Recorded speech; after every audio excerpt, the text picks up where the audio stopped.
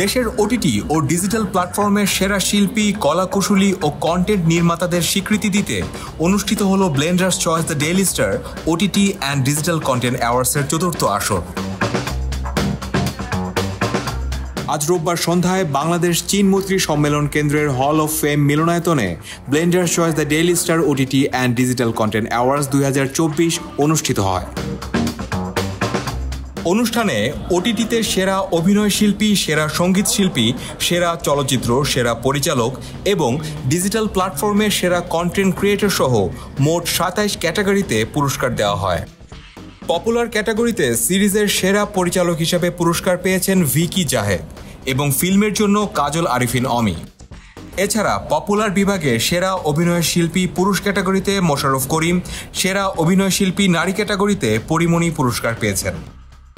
Critics চয়েসে scene পার্টির জন্য সেরা পরিচালক হিসেবে পুরস্কার পেয়েছেন মোহাম্মদ তৌকির ইসলাম। ক্রিটিক্স বিভাগের সেরা অভিনয় শিল্পী পুরুষ ক্যাটাগরিতে এফএস নাঈম এবং সেরা অভিনয় শিল্পী নারী ক্যাটাগরিতে জিনাত আরা পুরস্কার পেয়েছেন।